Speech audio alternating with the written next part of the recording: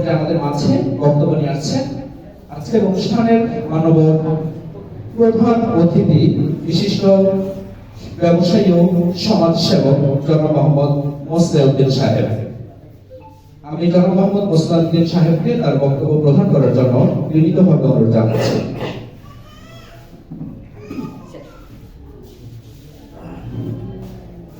আসসালামু আলাইকুম ওয়া রাহমাতুল্লাহি ওয়া বারাকাতুহু। আজকে পরিবারের মাঝে একটা সামগ্রী বিতরণ অনুষ্ঠানের সম্মানিত সভাপতি, অত্র স্কুলের প্রধান শিক্ষক, বিশেষ অতিথি, আপনাদের সবাইকে ধন্যবাদ।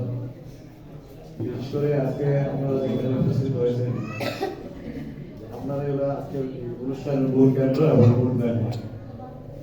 আপনারা যেভাবেই হোক যেখানেই হোক দরিদ্রের পোশাকের কারণে এখানে আসতে হয়েছে, আমাদের উচিত ছিল আপনাদের বাড়িতে নিয়ে পৌঁছে দেওয়া, কিন্তু সেই জনশক্তি সামর্থ্য না থাকার প্রেক্ষাপটে আপনাদেরকে এখানে একত্রিত করতে হয়েছে, কষ্ট দিতে হয়েছে, সেই জন্য আমরা ক্ষমা প্রার্থী।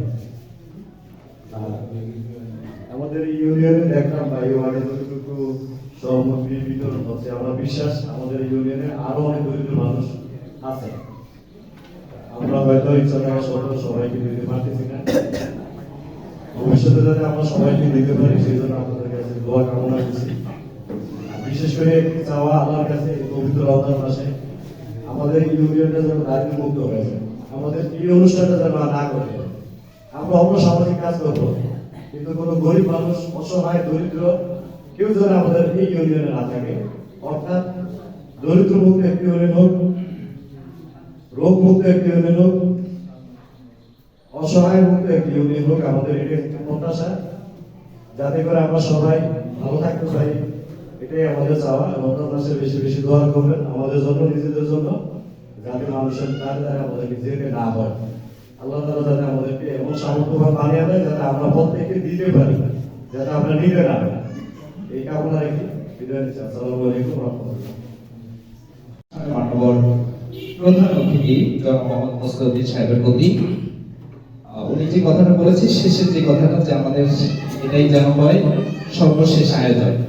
এর জন্য আমি যদি অ্যাড করি, আমরা যদি সবাই সবার জায়গা থেকে সাহায্যের হাত বাড়িয়ে দেই, তাহলে দেখা যাচ্ছে আমাদের এই অঞ্চলটা একদম নিরক্ষর মুক্ত হয়ে যাবে এবং দারিদ্র মুক্ত হয়ে যাবে ইনশাআল্লাহ। আর বিশেষ করে আমি আবারও ধন্যবাদ এবং কৃতজ্ঞতা জ্ঞাপন করছি আপনাদের সকলের প্রতি।